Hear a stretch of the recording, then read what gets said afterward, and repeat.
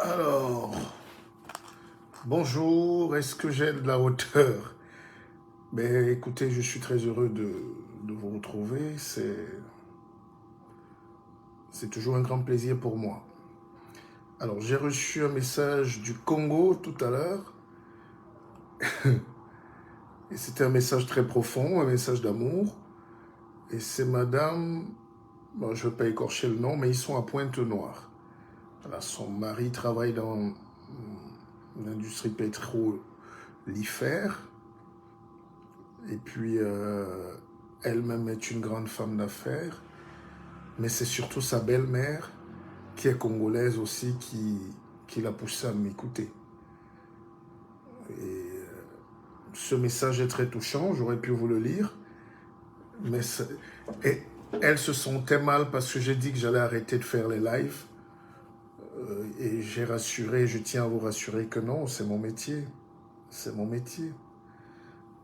Je ferai des lives tant de fois que possible, avec tant d'énergie.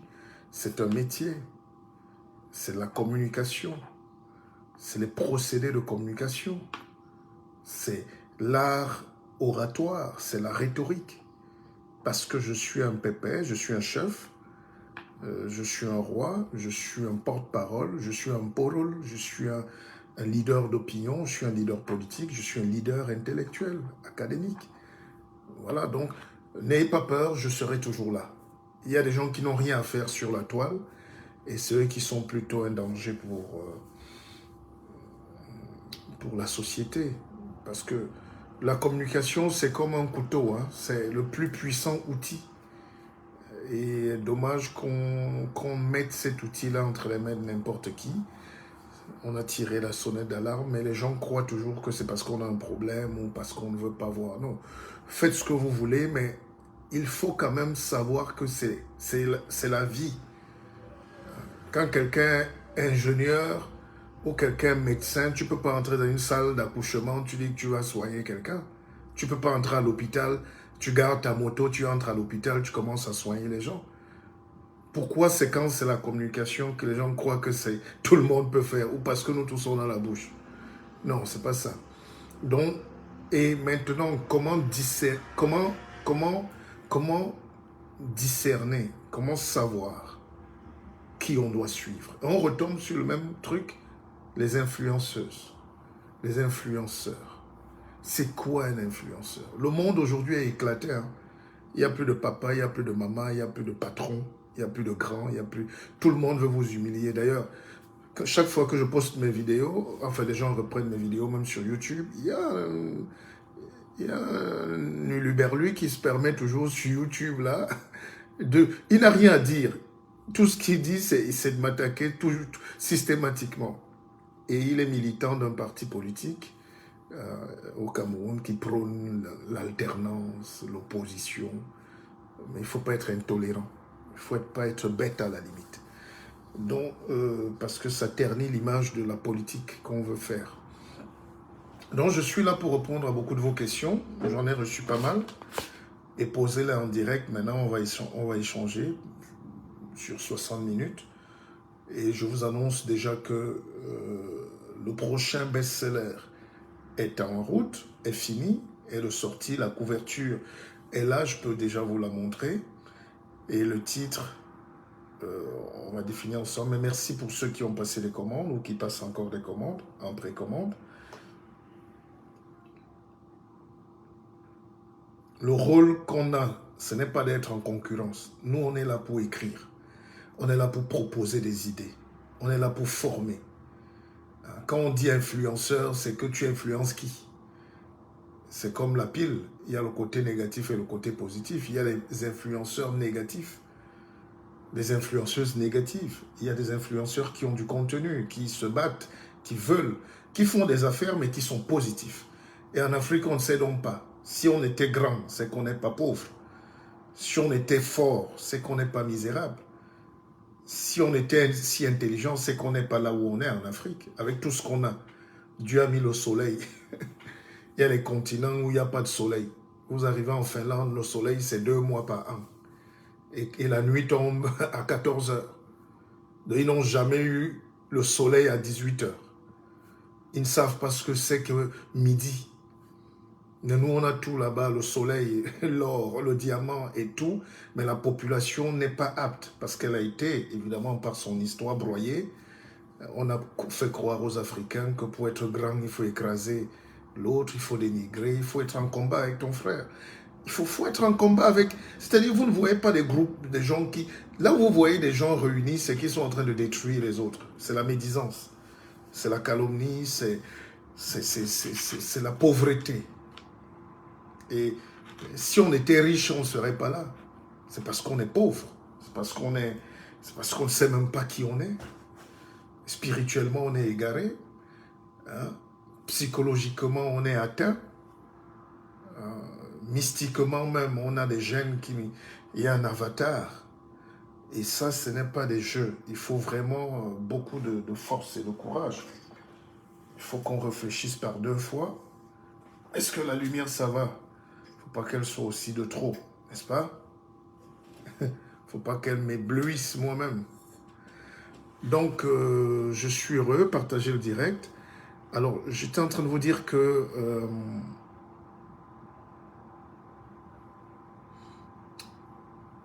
tout le monde prend la parole aujourd'hui. C'est quand même incroyable. Tout le monde veut exister. Mais vous voyez que dans une société, il y a toujours quand même un chef. Hein? Attali a fait un texte là-dessus tout à l'heure sur la médisance. Quand il n'y a pas de chef, il y a la médisance. Comme il n'y a plus de projet, l'idéologie, on n'a plus de rêve commun, tout ce qu'on fait, c'est la médisance. Il y a la médisance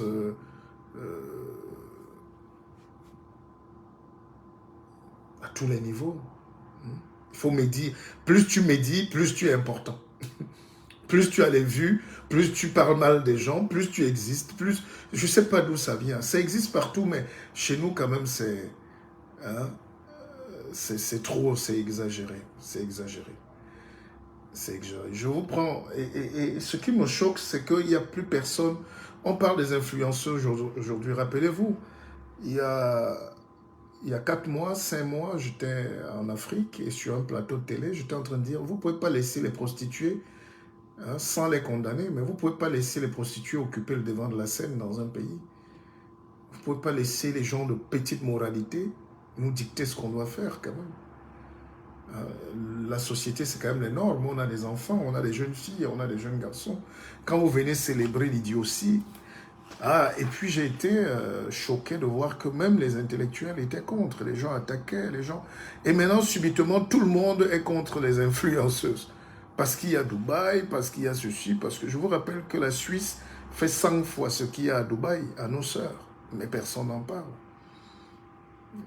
Les Émirats font ce qu'on fait partout à nos sœurs ou à nos frères.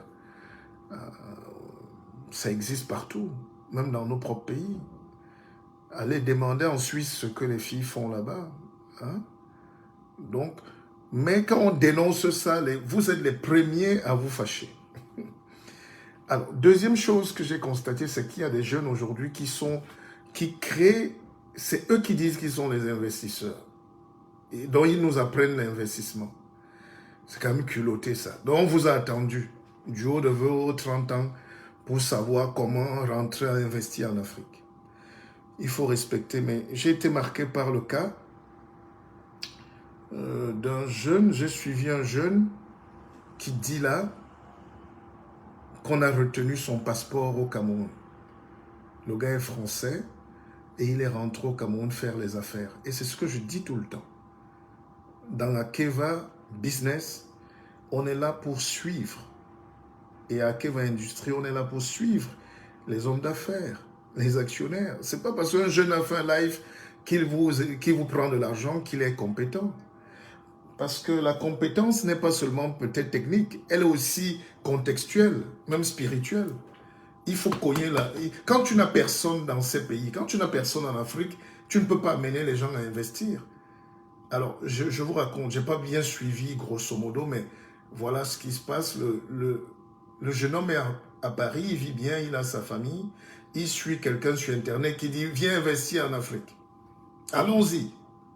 Allons faire. » Et le gars arrive, il investit dans l'immobilier. C'est-à-dire la maison, il trouve quelqu'un avec sa maison. Lui prétend venir rénover la maison pour la mettre en location. Parce qu'il a suivi le gars qui lui dit sur Internet que ça marche. Un, le gars n'est pas juriste. Deux, il ne connaît pas le droit de la propriété. Attention, c'est des domaines du droit très sensibles. Même si vous signez un papier là, est-ce que tu as la garantie? Est-ce que tu as le droit d'arriver chez quelqu'un et modifier et tu te fais de l'argent sur son domaine? Parce que moi, je ne peux pas conseiller des trucs comme ça à quelqu'un, c'est une folie. Parce qu'il y a les retombées juridiques. La loi n'est pas très claire. Et après, j'ai suivi que ce petit est gardé à vue, ou il est en prison, ou il est en cellule, je ne sais pas trop. Et le type qui conseille maintenant le gars de venir investir, normalement, devait répondre. Il devait payer pour moi. C'est ça aussi le danger.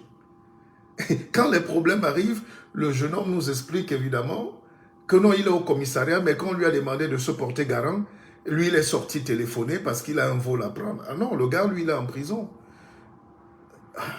Si vous amenez quelqu'un à investir, moi, j'amène des hommes d'affaires à investir, comme je le fais souvent là, il faut être capable même d'appeler même le ministre à 2 heures.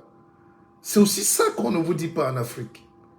C'est-à-dire, nous, on se limite à la surface, on croit que la vie est simple. Il faut être capable d'appeler un commissaire de police. Il faut être capable d'appeler le délégué à la sûreté. Il faut être capable d'intervenir. Mais l'Internet ne va rien changer. Tu vas faire 1000 lives, le gars est coffré, il est menotté. Et parce que c'est ça aussi.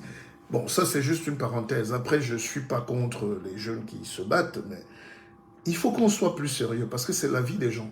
Vous imaginez, le gars est ici, il a son argent, il a 200 000 $ parce qu'il a suivi quelqu'un sur Internet. Il va là-bas faire un truc qu'eux-mêmes ne font pas. Quelle idée! Moi, j'ai ma maison. Même si je te la cède à usage commercial, attention, il y a ce qu'on appelle le bail amphithéotique. Il y a beaucoup de contraintes, d'accord? Il y a beaucoup de choses qui entrent dans un bail. Est-ce que tu as le droit de modifier ma maison? Même si j'ai dit oui, est-ce que je t'ai dit de modifier comme... Est-ce que à quel moment tu vas t'arrêter? Et la rétrocession? Est-ce que tu ne vas pas perdre? Est-ce que tu vas... Tous ces problèmes-là, c'est parce que les gens ne sont pas qualifiés. Mais comme en Afrique, il suffit de se connecter, de brancher. Quelqu'un n'a aucune expertise, mais il conseille les gens. Quelqu'un n'a aucune expertise en bitcoins, mais c'est lui qui parle du bitcoin du matin au soir. Quelqu'un n'a fait aucune lecture sur la finance, et quelqu'un ne connaît rien sur la banque, mais c'est lui qui... Mais je vous dis quand même que la vie est plus sérieuse. Et en Afrique, tant qu'on n'a pas été clair tant qu'on n'assassine pas l'ignorance, nous, on n'a pas la prétention. Hein. Mais tant qu'on ne lutte pas sévèrement contre ces dérives-là, mais les gens vont toujours souffrir, les gens vont payer. Les gens seront toujours arnaqués. On parlait du Bitcoin. Quelqu'un au Cameroun, c'est à peine s'il branche un ordinateur, mais il escroque quand même 20 000 personnes au Canada sur le Bitcoin, ce que lui-même ne connaît pas. C'est quand même fou. Et les gens sont au Canada, où il y a toutes les universités du monde. Wall Street est de l'autre côté de la frontière, à 2 heures. Ils peuvent aller là-bas eux-mêmes se documenter, prendre... Mais ils font confiance à un type qui n'a jamais pris l'avion et qui leur prend des centaines de millions. Et après, ils viennent se plaindre. Alors, mais quand tu veux parler, attention, c'est toi qui reçois les fléchettes. Quand tu veux parler, non, c'est toi le mauvais. Quand tu veux parler, oh, il est jaloux. Oh. Mais comment on peut être jaloux des gens qui ne nous servent à rien? Comment un enseignant peut être jaloux? Comment un maître peut être jaloux de ce qu'il donne? Alors, ça n'existe pas. Je suis plutôt jaloux du progrès. Moi, j'aime quand le progrès est conservé. J'aime quand les gens évoluent. C'est des missions. Je discutais avec mon éditrice hier, elle me disait, mais pourquoi on continue d'écrire? Je dis, ben parce que le soleil n'a qu'un seul rôle, c'est le briller. Le soleil n'a... Si tu es fatigué du soleil, tu es en train de te cacher. Si le soleil te donne les maux de tête, tu bois l'aspirine. Si le soleil est trop violent, tu vas sous les arbres. Mais tu ne peux pas empêcher le soleil. Donc, les réminiscences, les pleurs des gens. Quand je fais ma vidéo, je ne demande pas votre avis. S'il y a quelqu'un qui est fâché, il sera très fâché dans son coin. Mais la vidéo va continuer. Il n'a pas les moyens. Et aujourd'hui, on est arrivé à l'ère où donnons vraiment des choses bien aux autres. Les gens sont très méchants. Les gens sont très méchants. En Occident, ici, ils savent tuer, ils font les bombes atomiques, ils sont dans des batailles de civilisation.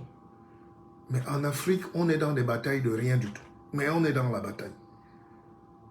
Hein? Quelqu'un vous déclare la guerre pour rien. Non, ici, quand quelqu'un te combat, il a les moyens et il te dit que tu es un danger pour sa civilisation, ou pour ses intérêts, ou pour son argent. Mais en Afrique, les gens te combattent. Même dans les familles, parfois tu regroupes tes frères et sœurs. Tu dis, vous voulez me tuer, pourquoi? Personne ne répond. Et parfois même tu demandes, mais écoutez, pourquoi vous voulez en même temps que je vous aide, mais que je meure? En Afrique, il faut aider, mais il faut mourir. Il faut aider le neveu, mais il faut que tu meurs aussi en même temps. C'est bizarre. Donc, aujourd'hui, on parle de nos sœurs là. Vous voyez ce qui se passe. Mais cessez d'acculer ces pauvres enfants. Elles sont victimes. On a créé une société où quand tu n'as pas la voiture, hein, quand tu n'as pas montré que tu as les mèches, hein, les immeubles, les salons de coiffure, hein, tu n'existes pas. Voilà. Donc, c'est une société comme ça qui commence. L'effort a disparu. L'effort a disparu, la réussite est au bout de la rue. Instagram, on monétise une page, ça ne donne rien du tout. Ça ne donne rien du tout. Mais si on a monétisé ta page et que tu gagnes des sous, c'est bien, mais pour combien de temps? Si YouTube te donne 1 million, une fois, 2 fois, 3 fois, il faut maintenir. Comme tu n'as plus rien à dire, quand il coupe brutalement, qu'est-ce que tu deviens? Même les formations en coaching, c'est parce que nous, on forme des formateurs, on forme des entreprises, des entrepreneurs, on forme des gens à travers le monde. Mais si quelqu'un dit qu'il vit du coaching ici, il va faire comment? Tu vas coacher qui? Il y a des gens qui se connectent là, après il revient 6 mois après. Après, ta tête ne lui plaît pas, il repart. Donc, c'est pour des gens qui n'ont pas très faim. Voilà. Or, le monde aujourd'hui nous pousse à célébrer la famine. Il faut encourager les filles à danser, se déshabiller, à vendre. Et maintenant, si vous voulez qu'on parle des choses comme la prostitution, il faut savoir qu'il y a toujours un demandeur. Vous voyez les villes, les pays comme les Dubaï, ce n'est que le sable. Il n'y a rien à Dubaï. Il n'y a pas d'âme. Dans tous les pays arabes, là, il manque quelque chose. Il manque la liberté. Il manque la liberté. Vous avez des Tchèques qui ont 100 4x4. Ils ont l'or partout. Mais ils ont une religion un peu bizarre qui les contraint à faire. Après, tout le monde veut respirer. Ils veulent respirer quand ils ont fini 5 prières par jour. Il y a de l'argent, mais il n'y a pas de culture. Il n'y a que la nourriture. Vous baladez à Dubaï, il n'y a que les restaurants et puis les boutiques. Ce n'est pas la vie. Hein? Donc quand tu es là-bas, tu te fatigues vite. Parce que ta tête... Et comme tu as l'argent, tu vas vers les vices. On ne parle que des filles, mais il y a aussi les chiens, les hommes, et tout ça. On transforme l'humain en animal, en bien, puisque tu peux tout acheter. Hein? Mon fils David Moni, aujourd'hui, les sociétés où il y a beaucoup d'argent. Alors, je vais vous dire, prenez cette citation. Elle est de Paulo Coelho. Les sociétés les plus abouties sont les sociétés schizophrènes. C'est-à-dire, là où il y a le développement qui est arrivé, ce n'est pas seulement Dubaï, mais partout où les humains n'ont plus les problèmes alimentaires, où la pyramide est au sommet pratiquement, on n'a plus les problèmes de qui a mangé ma nourriture. Ils sont à une deuxième étape, troisième palier. Ils ne sont pas dans l'accomplissement parce que l'accomplissement est intellectuel. Ce n'est pas des pays où il y a la culture. Hein. Ce n'est pas des pays intellectuels. C'est des pays qui copient, on fait venir grâce à l'argent les sociétés pour mettre les vitrines. Mais ce n'est pas des sociétés où il y a Vous n'allez pas lire du Molière ou du Aimé Césaire là-bas, non. Même s'ils trichent les grandes écoles, ils amènent tout, mais il manque la liberté. Et dans ce genre de pays, même si tu me donnes 100 millions, je ne peux pas vivre là-bas.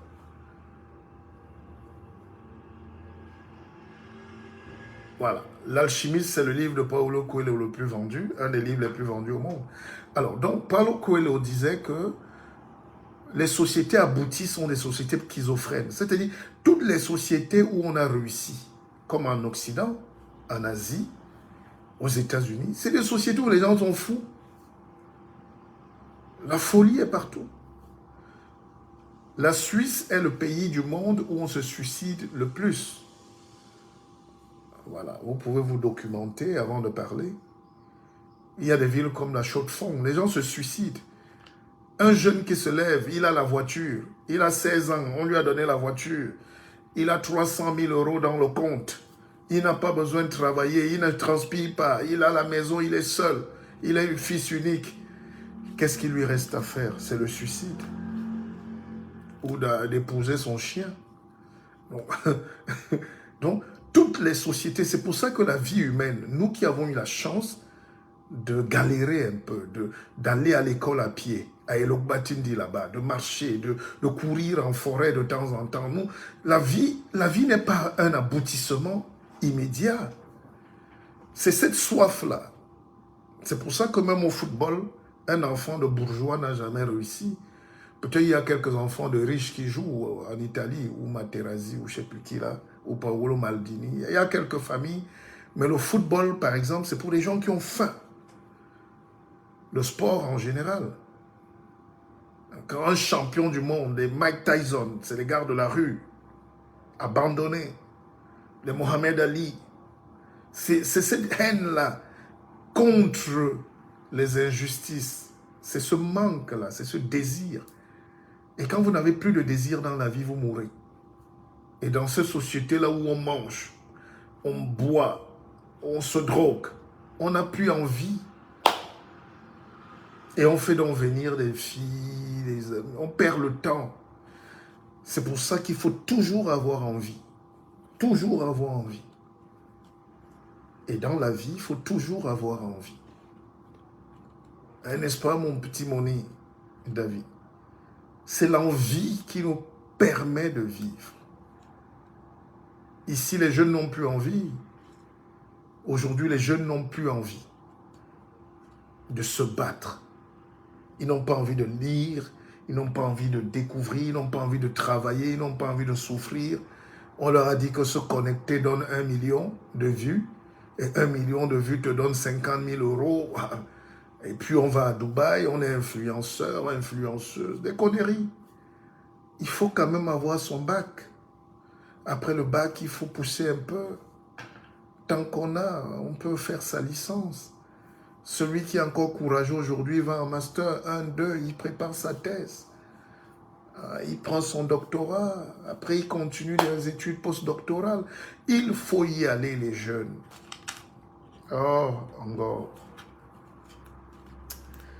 Donc, c'est un peu ça. C'est pour ça que les gens aujourd'hui... Et quand vous n'avez pas réussi, vous êtes tellement jaloux. Vous êtes tellement jaloux du monde. Vous voulez tout casser. Vous voulez tout détruire. Bon, un jeune encore, si un jeune encore en Afrique, un jeune qui peut être jaloux parce que les parents ne pouvaient pas lui payer l'école, ça je peux comprendre. Mais en Europe, en France, ici, l'école est pour tous. L'école est gratuite, mais nos enfants sont dans les immeubles là. Ils font le hip-hop. Ils sont petits dealers. Parce que les parents sont pauvres dans la tête. Donc, c'est un cycle. Et donc, le live de ce jour aujourd'hui n'est pas pour... je ne donne pas de leçon, j'essaie d'attirer l'attention. Attention. Aujourd'hui, dès que tu donnes même une leçon... Non, on ne veut même pas qu'on enseigne. Donc, moi, je ne donne pas, je propose, je demande à la jeunesse, nous sommes là, nous sommes vos parents, nous sommes vos aînés, venez vers nous. Je peux aussi faire un live où je vous explique ce qui se passe au Mali du matin au soir. ou jouer les révolutionnaires. Non, un rôle politique d'un homme politique, un vrai, c'est d'abord de conscientiser et d'avoir les suffrages après. Mais nous, on ne veut même pas conscientiser, on ne veut pas mobiliser. On veut juste que les gens nous votent. Mais qui va vous voter?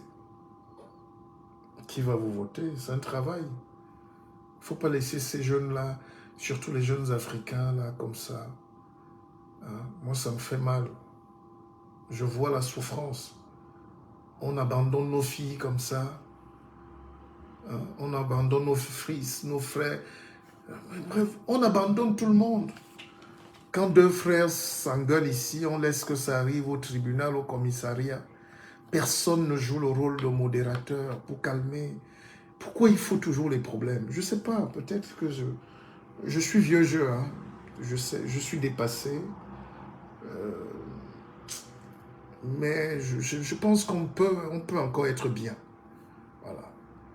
Je me bats encore. Je sais qu'on peut être bien. Je sais qu'on peut être bien. Nos enseignements portent encore. Mais vous ne pouvez pas voir une mince fille là-bas allumer l'Internet juste pour insulter les gens. C'est qu'il vit ça. C'est quoi ça? Un type se lève, il fait le truc pour insulter les gens. Mais même si on veut faire les business, est-ce que c'est les idées de business qui manquent? Est-ce que... Je ne sais pas. Il faut tout expliquer aux Africains. À zéro.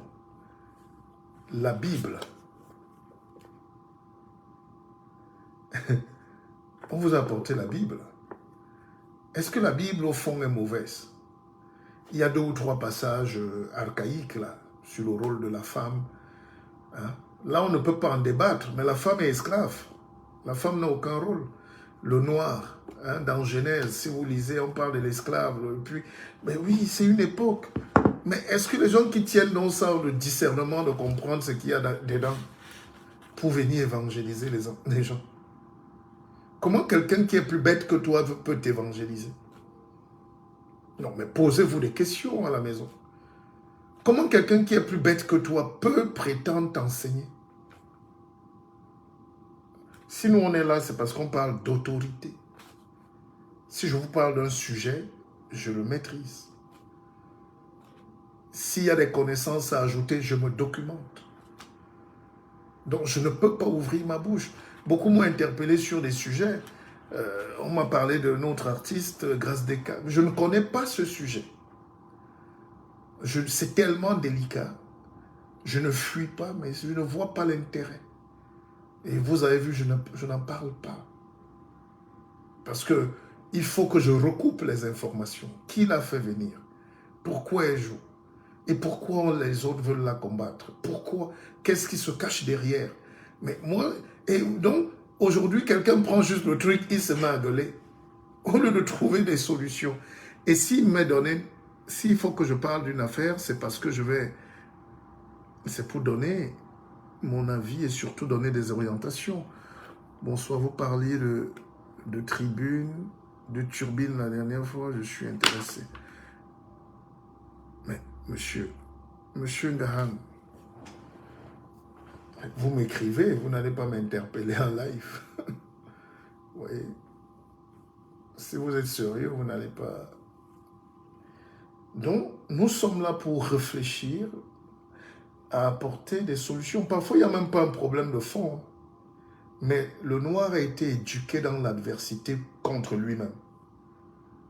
On n'a pas été éduqué dans la grandeur, dans le fédéralisme même, dans la communion des forces, dans le travail ensemble. On n'a pas été éduqué dans le bonheur collectif. On n'a pas été éduqué dans l'entraide, dans la solidarité même. Pourtant, c'est la solidarité africaine. Mais on a effacé toute notre mémoire. J'ai un frère qui fait des affaires à Paris, il vend des choses, il a des boutiques. Et à un moment de ma vie, je l'ai appelé avec insistance. Il croyait que c'est parce que je veux qu'il m'aide. Or, je l'appelais pour son propre bien. Donc, nous sommes fermés aux autres. Parce que le noir n'imagine pas faire des millionnaires en pagaille, créer de la richesse pour tout le monde, donner du savoir pour tout le monde. Et puis, quelqu'un me parlait d'Idriss Aberkane. Non, mais c'est des choses qu'on développe. Combien de fois on va vous dire que le savoir immatériel ne finit pas? Si j'ai un billet de 1000 francs, je vous le donne, il part. C'est ça. Mais si j'ai un savoir, là, si je vous donne une citation, vous la notez, ça ne quitte pas de ma tête. Mais vous aussi, vous allez donner, vous devez donner. Donc on a ce problème en Afrique, c'est pour ça qu'on n'aide pas les jeunes, on n'aide pas les gens qui se battent, on n'aide pas les startups, on n'aide pas les gens à progresser. Tout le monde veut vous voir tomber. Quand vous montez quelque chose, tout le monde veut vous voir tomber. C'est dommage. Mais la solidarité existe alors où? Citez-moi des gens solidaires. Si on se réfère sur les réseaux sociaux et l'échantillon qu'on nous présente, citez-moi l'exemple des gens qui se mettent ensemble à 50, 100, 200 pour créer des groupes de réflexion, de levée de fonds, de tout ce que vous voulez. Ça n'existe pas. Mais il y a des groupes d'autodestruction ici. Il y a des gens qui... Les gens aiment... Je ne sais pas comment vous expliquer. Et je ne suis pas lassé, hein, parce qu'on est en train de monter la télévision, là. Mais les gens sont... Les gens aiment tellement la mort de l'autre. Je ne sais pas comment vous expliquer. Moi, je préfère les Occidentaux ou les Est... hein? Regardez comment les Ukrainiens et les Russes sont en train de faire la guerre. C'est la guerre. C'est leur tcham. Ils ont leur compte à régler. Et les comptes là, c'est parce qu'ils ont des visions, on dit antinomiques. La vie, c'est des visions. Quand tu n'es pas dans la vision de quelqu'un, il t'abat. Mais en Afrique, on abat même celui qui est dans sa vision. On n'est pas frères parce qu'on a le même sang. Moi, il y a des frères et des sœurs avec qui je ne mangerai jamais. Jamais plus. C'est comme ça. Il y a des frères que j'ai croisés dans la rue. Il y a des frères que j'ai croisés sur Internet avec qui on partage les mêmes valeurs. C'est ça un frère. Et il faut que les Africains apprennent ça aujourd'hui. On lutte pour ses intérêts, les intérêts de son groupe, et puis l'idéologie commune, la vision commune. Dans notre propre camp, il y a toujours quelqu'un qui joue contre nous. Les Russes et les Ukrainiens sont même père, même mère. Mais il y a un qui veut aller, qui traite à les ennemis de l'autre. Et l'autre frère dit, si tu vas là-bas, tu es mon ennemi. Si tu estimes que c'est tes frères de l'autre côté, plus que moi, c'est mieux qu'on fasse la guerre. Et dans cette guerre-là, ça crée des morts inutiles, ça crée des destructions. Mais ceux qui encouragent la guerre là sont contents parce qu'ils livrent les armes. Ils ne donnent pas, ils vendent. La reconstruction de l'Ukraine, c'est des centaines de milliards de dollars. Ils vont gagner des marchés. Donc on te pousse à aller bagarrer, on te perce l'œil et le gars dit, je peux te vendre l'œil. Mais en bois. Tu ne retrouves plus ton œil, mais on te vend quand même l'œil. Tu vas là-bas, on te loque l'œil, tu reviens, et c'est ça le danger de la manipulation aujourd'hui. Tout le monde n'est que manipulation. Et le livre que je vais vous conseiller d'avoir, le prochain livre, qui est déjà sorti là, c'est « Et si on s'augmentait ?» Non, ça c'est des échantillons. Donc vous devez le commander parce que c'est violent. Je reprends la guerre en Ukraine. C'est une guerre de grands frères, petits frères. Même père, même mère. Et ils ne s'entendent pas. Le petit frère dit que lui, il a une famille là-bas. L'autre lui dit, si tu traverses là-bas, on se gâte. Parce que tes amis là ne sont pas mes amis. Ils peuvent venir à leur poison, leurs armes chez moi. Et le frère s'entête, il traverse, il va là-bas. Le gars dit, ok, on va gâter. Donc, ils se battent pour une idéologie. Et combien de fois nous sommes en froid avec nos propres frères dans la maison et sœurs pour l'idéologie. Parce que pendant que vous voulez le progrès, eux, ils veulent vous tirer vers le bas. Pendant que vous avancez, ils font la médisance sur votre dos. Pendant que vous bâtissez, vous travaillez dur et ils profitent, ils vous salissent, ils vous insultent. Pendant que vous les aidez, ils vous détruisent. Et là, c'est la guerre. Et c'est ça que les Ukrainiens sont en train de subir en ce moment. Ils n'ont rien fait de mal, mais ils veulent se détacher de leurs racines pour aller s'associer à un bloc qui est plutôt capitaliste et qui est plutôt... Et les autres disent non. Et en Afrique, c'est un conflit qui s'étend déjà en Afrique. Vous voyez le Mali, vous voyez la Centrafrique, vous voyez, hein, tous ces pays-là vont être fracturés. Et le malheur de l'Afrique, c'est que on ne veut pas travailler, on ne veut pas réfléchir par nous-mêmes. Quel est le sauveur? Quel est le pays développé qui peut aider un pays pauvre à se développer? Non, ça n'existe pas dans l'histoire.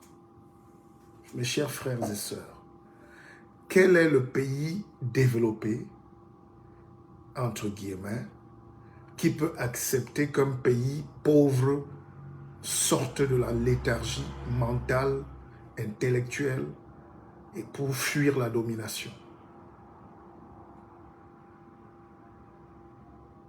Je suis l'Allemagne. Quel est l'intérêt que j'ai à développer le Cameroun? Si je leur donne mes usines d'armement, je leur donne comme le secret de Mercedes, de Ford, de BMW, ils ne vont plus acheter les Mercedes chez moi. Si je leur donne le secret de fabrication de la Kalachnikov, pourquoi ils vont encore venir chez moi? Si je leur mets les vraies universités là-bas, pourquoi leurs enfants vont encore venir étudier chez nous?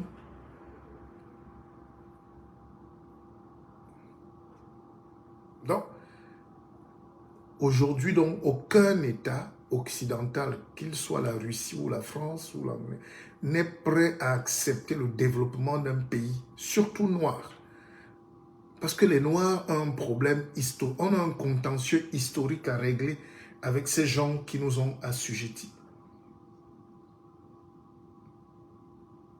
Il y a un conflit qui va être sanglant, mais un conflit de libération de l'homme noir, partout où il est dans le monde, contre cette idée de l'oppression mentale.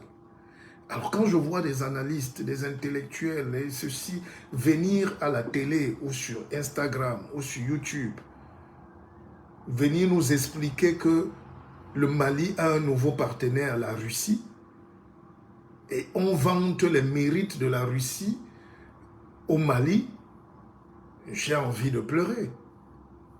J'ai envie de pleurer.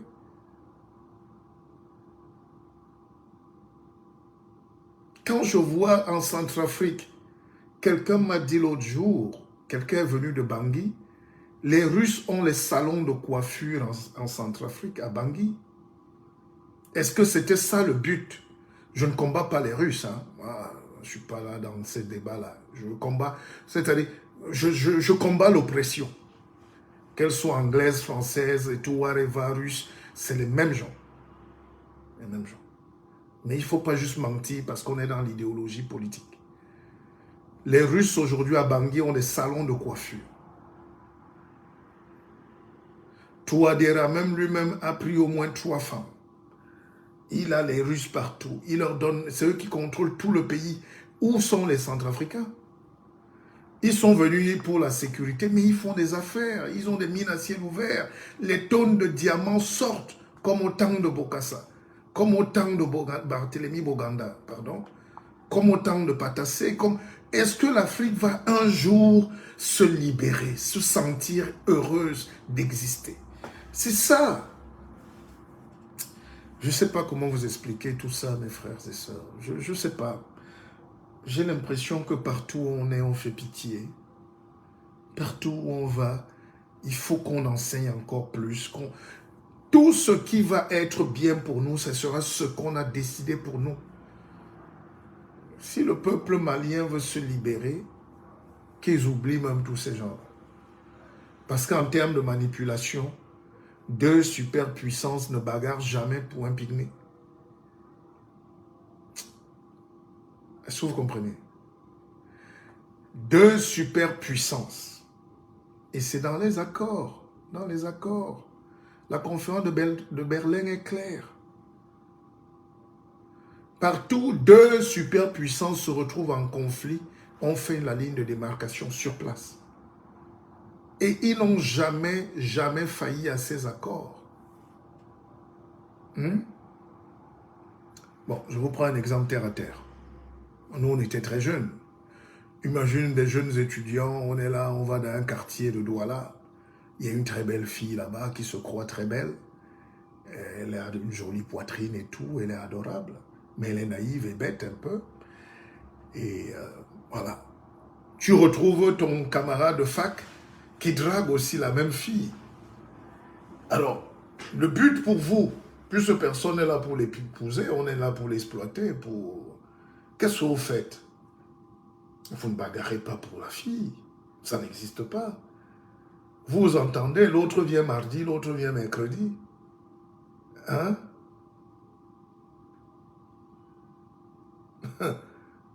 Voilà. Il y a mon fils Christopher qui me donne une formule magnifique. Là. À lui, bois mes cours comme... Il dit, deux chats ne peuvent pas bagarrer pour protéger la souris. Mais ça paraît simple, mais c'est ça la science politique alors. Les gens qui nous demandent ce que c'est que la science politique, c'est les analyses des faits et la prévision par rapport au contexte et puis aux événements passés. Ce qui s'est passé hier va se passer demain. Ça, si vous ne faites rien, c'est comme ça. On ne discute pas. Ce qui va se passer demain va se passer aujourd'hui. Est-ce que vous partagez au moins ce direct? Alors, dans l'Afrique et son cancer du côlon, j'ai écrit « N'ayez pas peur, n'ayez pas peur, n'ayez pas peur ». Ça fait trop longtemps qu'on a peur pour rien. Comme des rats, nous vivons dans l'angoisse d'être pris au piège, pris dans notre propre piège. Partagez. Ça, c'est les lives rares. Moi, j'appelle maintenant mes lives les masterclass rares. Hein? C'est les Mouledi. Pas Mouledi fait des masterclass rares. Parce qu'après, après, vous pouvez partir dans vos choses, vos délires, des injures là-bas. La peur crée la paralysie de l'action. Elle crée un parallèle entre ce que l'on est et ce que l'on fait. La peur, c'est la paralysie de l'action. Tu ne peux pas faire. Et ça crée un parallèle entre ce qu'on est et ce qu'on fait. Les Africains disent beaucoup de choses. Quand vous trouvez les gars en train de bavarder, chacun est milliardaire. Quand tu dis, bon, faisons alors, sors alors 100 francs, il n'y a plus personne. Mais la bouche, si vous écoutez la bouche, quand vous arrivez à Abidjan, là, ou à Dakar, vous trouvez des gars, ils vous parlent des milliards comme si c'est les arachides. Maintenant, concrètement, faisons alors. Parce que le milliardaire ne bavarde pas trop. Un milliardaire, c'est celui qui a la fortune. C'est-à-dire, c'est comme moi, je connais. Si tu me poses une question, je te réponds.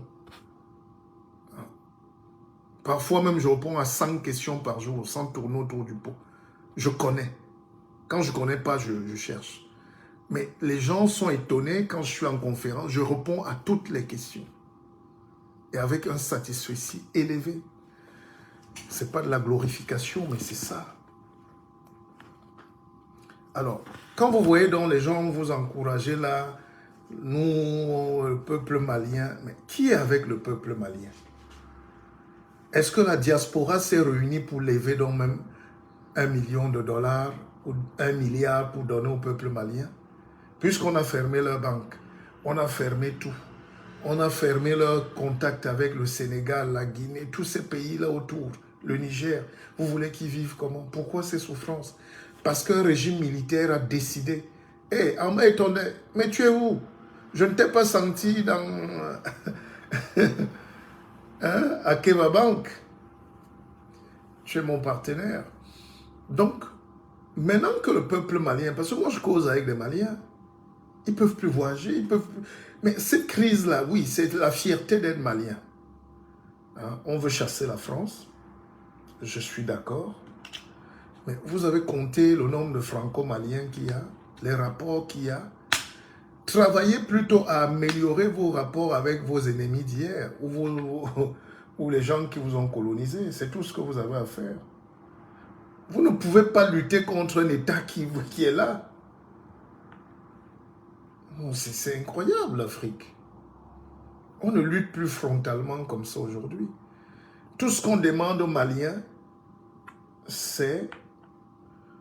Les militaires l'ont pris le pouvoir, Assimi Goïta. Je suis d'accord. Maintenant qu'ils fassent la réforme nécessaire et qu'ils quittent.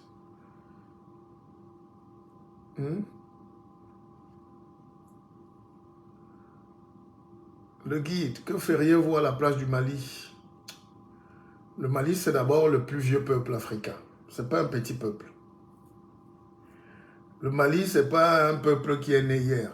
C'est un peuple qui avait l'université à Tombouctou il y a 1000 ans. La charte des droits de l'homme, c'est au Mali. Donc vous ne pouvez pas apprendre aux Maliens ce qu'il faut faire. Les universités étaient déjà là-bas. C'est vrai qu'ils apprenaient le Coran, tout ça, mais bon, c'était pas... Mais l'idée de l'université, vous parlez de Platon, de Socrate, mais vous oubliez que c'est au Mali que les écoles ont commencé. Donc, les Maliens savent ce qu'il faut faire. Mais ce qu'il ne faut surtout pas faire, c'est de croire que les Russes peuvent vous aider. Non, ils viennent avec leurs armes, ils viennent avec leurs avions, ils vous vendent. Tout est vendu dans la vie. Le noir aime les cadeaux. Donc vous croyez que les Russes amènent 2 hélicoptères et mettent là ces cadeaux? Vous allez les payer très cher. Et la guerre ne finit pas. Hein? Les Maliens sont des frères, c'est un vaste territoire. Il y a les Peuls, il y a les Mandingues, il y a les Sarakolés, il y a tout ce que vous voulez. Il faut qu'ils s'asseyent. La solution est toujours interne. Quand tu es malade, même si on te donne 1000 médicaments, tu ne guéris pas tant que tu n'as pas accepté dans le corps. D'accord?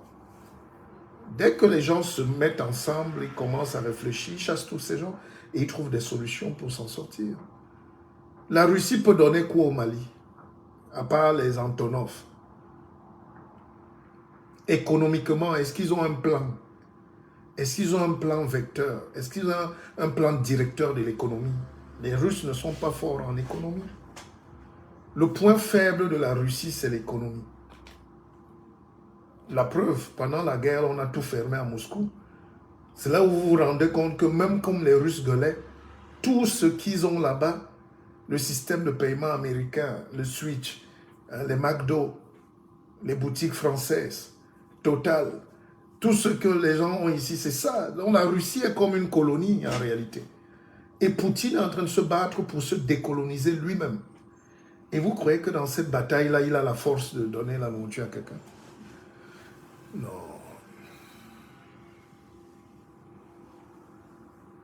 Non, arrêtez. Ce soir, vous avez...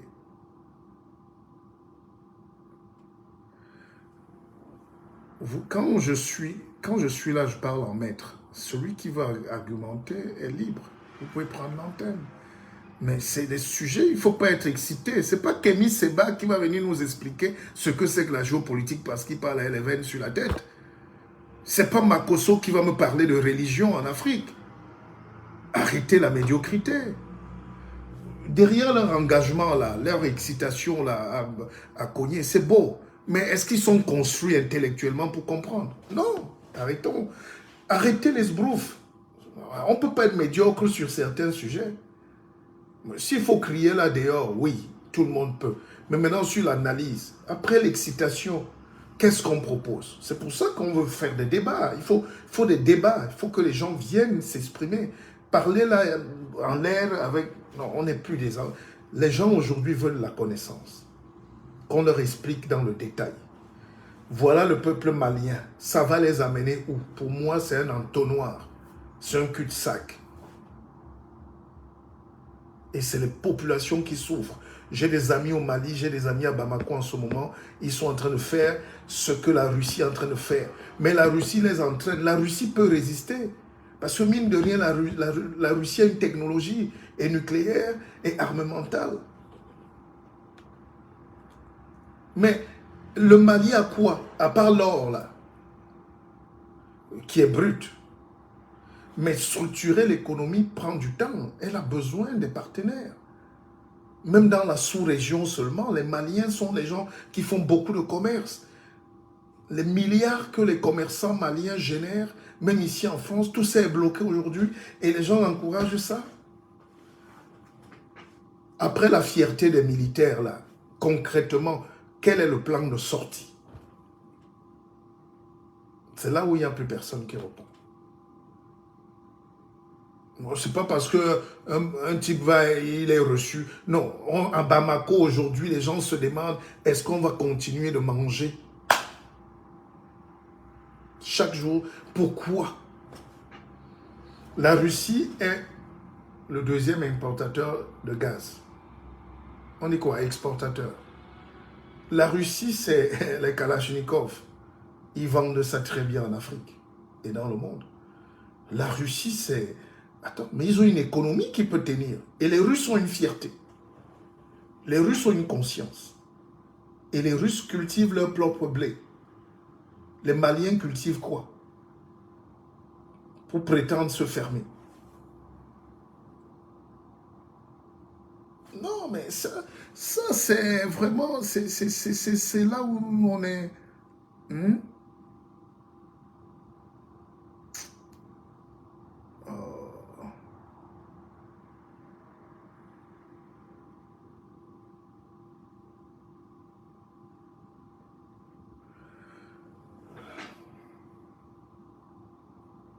C'est comme en Centrafrique. J'ai dit, depuis que les Russes sont là, ils ont créé un système d'apparatchik. Ils captent les richesses. Exactement ce qu'on reprochait aux autres.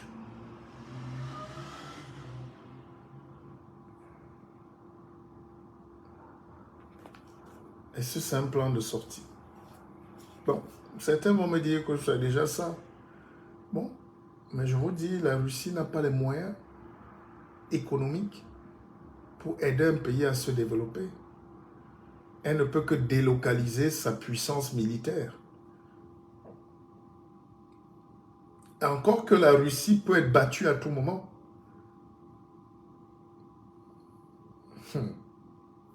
C'est l'arme nucléaire qui sauve. Donc, entrons donc peut-être dans la production de l'arme nucléaire. Parce que si les Russes n'avaient pas ça, même l'armée polonaise allait les envahir. Ça, je vous garantis. Parce qu'ils ont des vieux matériels. Ils ont du vieux matériel. Ils ont des soldats démotivés. Ils ont la famine. On a vu au défilé des Russes là l'autre jour, c'est une parade militaire. C'est pas une armée tactique. Ça, les gens ne comprennent pas. Parce qu'on est aveuglé par la haine de la France, la haine de ceci. Mais si vous détestez la France, étudiez comment la France, voilà, mais étudiez d'autres moyens. Si vous détestez l'Angleterre, étudiez d'autres moyens. On ne va pas chercher un autre ennemi. Alors, je vous raconte cette histoire. La fête des Batangas, c'était hier d'ailleurs. Hein? Hier ou avant-hier, je sais pas, un truc. Alors, parce que l'histoire bégaye, hein? L'histoire revient toujours. On ne peut pas être ami et maître. Ton maître ne peut pas être ton ami. D'accord? Alors, quand les Allemands décident d'envahir la côte africaine, surtout la côte camerounaise,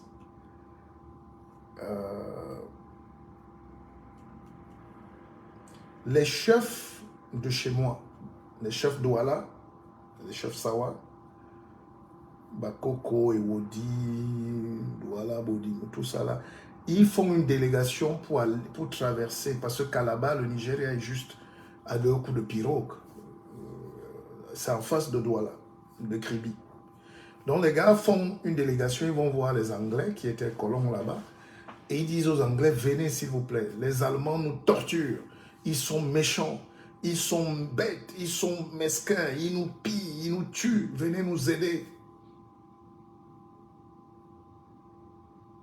La poule et le piment ne sont pas allés loin, les Anglais sont venus, ils ont amené leurs petits frères, les Français, et ils ont commencé à chasser les Allemands. La guerre est partie. Alors quand les Allemands sont battus dans toute la côte, les Anglais s'installent et ils partagent avec les Français. Les chefs Douala commencent à dire, mais écoutez, on vous a appelé parce que les gens s'y étaient méchants pour que vous nous aidiez à les libérer. Mais depuis là, vous-même, vous êtes plus dangereux que ces gens. Si on savait, on laissait les Allemands là. Et c'est là où les fusillades ont commencé. Les Anglais leur ont dit, mais vous êtes bêtes. Vous croyez qu'on va chasser les Allemands et pour vous laisser? Non, vous nous avez appelés pour être vos patrons. Et c'est jusqu'aujourd'hui la guerre là qui continue, au nord-ouest, au sud-ouest. Donc, quand les gens ne sont pas au courant de leur histoire, ils refont les mêmes bêtises dans l'histoire. Voilà ce que je vais vous dire ce soir, mes chers frères et sœurs. Donc, on retient que le prochain livre est prêt, mais il y a la rentrée littéraire. Je vous pose une question. Vous préférez que je sorte le livre maintenant? Nous sommes en mai, juin, ici c'est l'été, c'est les vacances. Hein? Ah, mon jeune frère Belle, je t'adore. Je dois être au Cameroun là bientôt. Là. Mais ce week-end, je vais aller à La Haye. J'ai une conférence là-bas. Donc, ce que je voulais vous dire, c'est que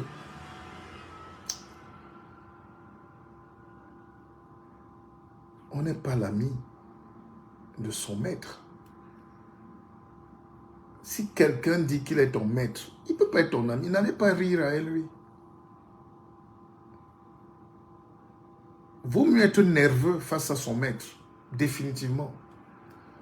Mais tu ris là aujourd'hui, non, il va te manipuler. Tu ne peux pas avoir deux sentiments contraires en même temps. C'est ton maître. Remarquez même que nous, c'est l'expérience de l'enseignement. Les maîtres qui sont souvent très gentils, qui rient beaucoup avec les élèves, là, c'est les plus méchants. Quand la fin d'année arrive, quand il te met 0, il t'a mis 0. On est d'accord? Mais celui qui vient là, il te dit, lui, il ne rit pas avec vous. Il veut le travail. Tu as 10, il te met 10. Tu as 20, il te met 20. Mais celui qui rit là avec vous, il commence à jouer avec les petites filles dans la salle. Il commence à faire le malin, il utilise les petits garçons. Il crée le copinage et ça fait un mélange de genres. Et quand il faut sanctionner, il n'a plus le pouvoir. Or, celui qui ne rit pas, il vient là tout nerveux. Il sait qu'il n'est pas là pour blaguer. Tu fais un truc, il te met dehors. Moi, j'avais un professeur de maths. Bonsoir Solange, bonsoir à vous tous. J'avais un professeur de maths en classe de seconde, parce que je ne vous ai pas dit. J'ai eu le BPC très tôt, à 13 ans. Et pour aller au lycée technique, moi je voulais faire le lycée technique, n'est-ce pas? Et donc, pour entrer au lycée technique à l'époque, il fallait avoir, je pense, 20 ans. Entre 14 ans et 20 ans. Imaginez. Et j'étais un bout de liane comme ça. Et mon père, on a fait le tour des lycées techniques. Dokbong, qui venait d'ouvrir. On a fait le lycée technique de Douala, à Koumassi. Tout, même le proviseur. Mon père bousculait quand même, parce que mon père était un très grand technicien. Et puis, j'avais cette fibre. Moi, je voulais faire de la technique. Je suis un scientifique. Je suis porté vers la littérature, mais mes écrits sont scientifiques. Moi, j'écris pour la science. Je suis un fou de la science. Alors, je trouvais que l'école est un jeu. La littérature, tout ça, bon, c'est un acquis, c'est un jeu. Ma mère est enseignante, à la base, et de français. Donc, quand je regarde tout ça, je dis, mais cette histoire-ci, on va même à Edea. Moi, je n'ai jamais vécu à Edea, mais mon père m'amène à Edea, il dit qu'il y a un lycée technique là-bas. Le professeur me regarde, il dit, non, on ne peut pas. Il ne peut pas tenir. C'est encore un gamin. Et finalement, je vais au lycée classique à EDEA et puis je fais une seconde C. Donc j'ai fait une seconde C. Et j'ai été vite découragé. J'ai été sauvé finalement par le français. Parce que j'avais un professeur de mathématiques qui s'appelait M. Kenan. Retrouvez-moi M. Kenan, s'il vous plaît. C'était un très grand monsieur. Comme j'étais un perturbateur endocrinien, comme j'étais un révolutionnaire, nous avons créé une grève du lycée. Comme j'étais un tonitruant, c'est-à-dire le genre d'élève qui bouscule les codes, qui est premier mais qui dérange, qui trouble un peu. Alors Kenan avait décidé que lui et moi c'est la guerre. Quand il entrait dans la salle, il fait tout, il dit, il met le nouveau chapitre au tableau, espace ecto-vectoriel, je ne sais plus, un truc comme ça. Espace ecto-vectoriel, un truc, je ne sais plus. Dès que le gars, dès qu'il finit un nouveau chapitre, il dit Bissop dehors. Je dis mais, il dit j'ai dit jusqu'à la fin de l'année, tu ne fais pas mes cours. Parce que là, et je ne sais même plus ce que j'avais fait. Un gamin de 14 ans, qu'est-ce que j'avais fait de mal.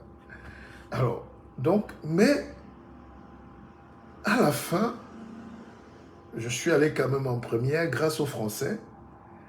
Et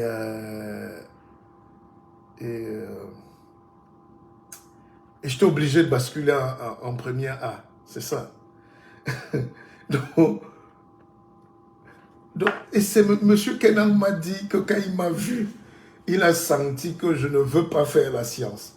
Que je suis un gars qui n'aime pas les maths. Donc il va m'encourager à aller faire ce que je sais faire. Et j'ai eu ça 2 fois dans ma petite carrière, on va dire scolaire, parce que il y a un autre professeur, il y a un censeur d'un lycée, M. Telga cette fois-là, qui m'avait vu, qui avait lu une de mes copies. Et j'étais en conflit avec le prof de français, évidemment. Vous savez, dans les profs de campagne, là, quand on affecte un professeur dans un lycée de Brousse, il croit que toutes les filles, c'est à lui, il est un peu le maire, il est le roi. Et quand il croise un autre gamin qui vient de la ville, ça crée un choc. Alors, ce grand professeur, ce monsieur Telga-là, qui était censeur et enseignant, a corrigé ma feuille, ma copie de français. Et il a dit devant tout le monde, monsieur, vous serez fatalement journaliste. Monsieur Bissot, vous fatalement, je ne sais pas, vous pouvez traduire comme vous voulez, mais il a dit, hein, les gens sont juste de mauvaise foi, mais c'est pas aujourd'hui qu'on a commencé ce métier. Hein, j'étais journaliste depuis toujours. Donc, il a dit que je suis fatalement, vous serez journaliste. C'est pas possible d'avoir ces stylistiques. Et déjà, je vous dis donc que déjà en seconde C, j'étais le patron, le directeur du Club Journal, où j'ai trouvé des vieux de terminale qui avaient 40 ans. C'est pas notre époque aujourd'hui, là. Il y a les gens de mon âge qui étaient encore en terminale. Donc, et j'étais le patron du Club Journal. Ouais. On faisait tout, la danse et tout, mais le proviseur avait dit, monsieur Bissop, vous gérez le Club Journal. À l'époque, c'était ce qu'on appelait le journal mural. Donc, c'est ça les référentiels. C'est comme ça qu'on se construit un destin. Et puis, quand vous êtes à l'aboutissement de votre carrière, vous ne dites pas que vous êtes surpris, vous ne découvrez pas la vie. Vous faites parce que vous connaissez. Voilà. Alors, on a fini, les gars. On continue après. C'est un live qui me plaît bien. Après la critique, quelle est la solution pour le Mali? Vos analyses sont souvent incomplètes. Ouais. Attends. Bangwendi. Il s'appelle Bangwendi. C'est à moi qui dis que mes analyses sont incomplètes. Bon. Bangwendi, prenez l'antenne. Vous voulez prendre l'antenne?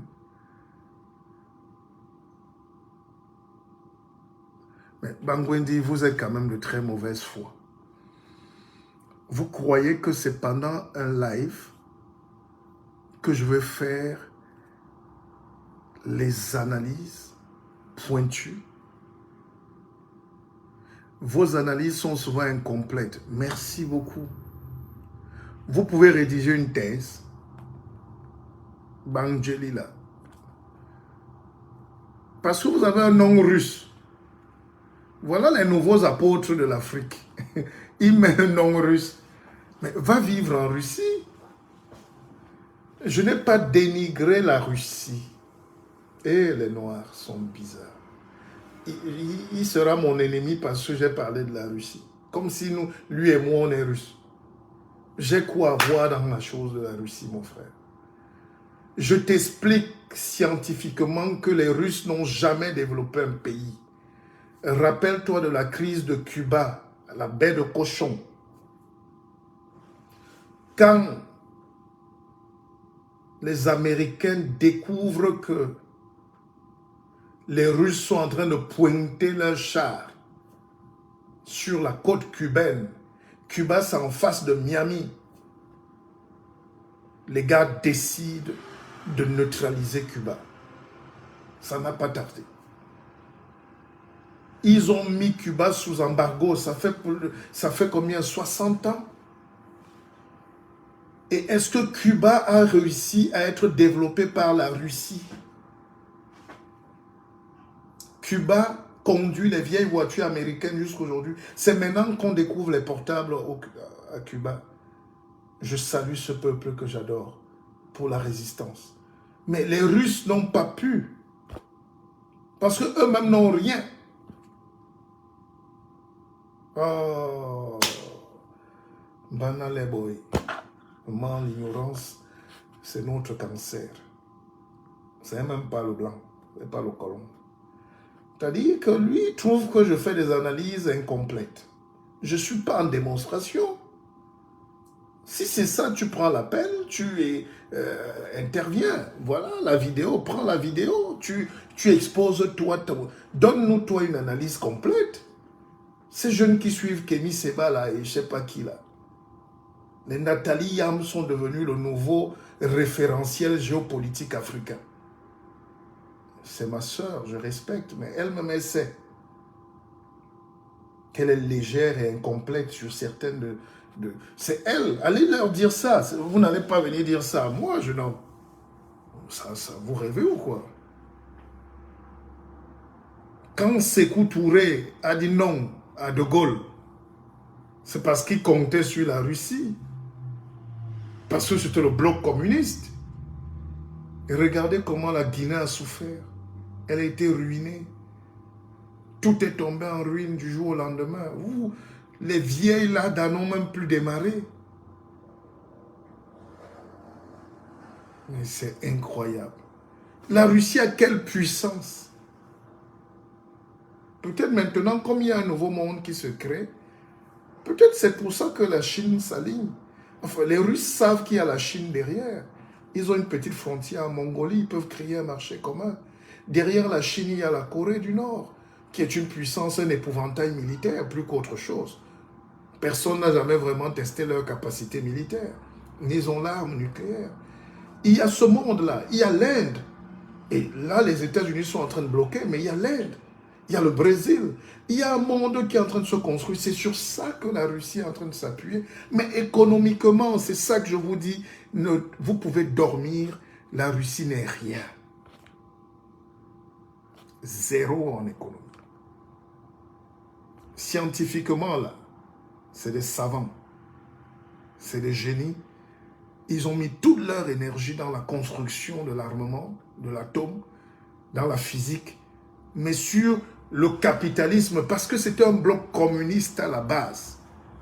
Et si vous voulez que je vous dise ma pensée, monsieur le petit russe caché, je suis un communiste à la base. Le problème du communisme, c'est que sur le terrain, ils n'ont pas réussi à capitaliser, mais le communisme, c'est une religion humaine, c'est Dieu. L'idée est magnifique. Ça veut dire que moi, j'écris 10 livres. Toi, tu écris un conte.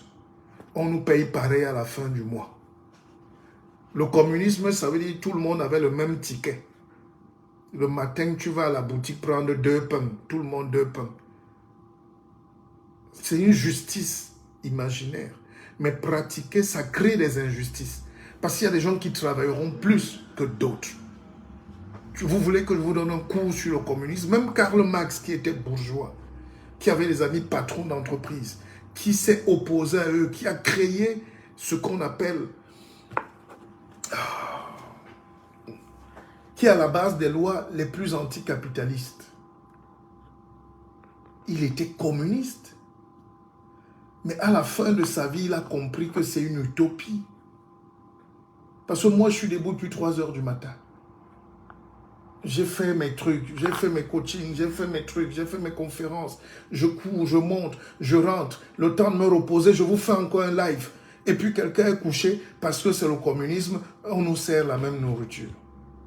C'est ça l'injustice. Quand maman sert la nourriture, elle fait le communisme. Parce que c'est ses enfants, elle les aime pareil. Mais si elle continue à servir tout le monde pareil, ça crée les problèmes. Entre les grands et les petits. Entre ceux qui travaillent et ceux qui dorment. Entre celui qui allait jouer le matin et revient le soir et la culotte déchirée. Et celui qui a fendu le bois. C'est ça, l'échec de la Russie. Donc depuis les années 90, le bloc communiste tombe.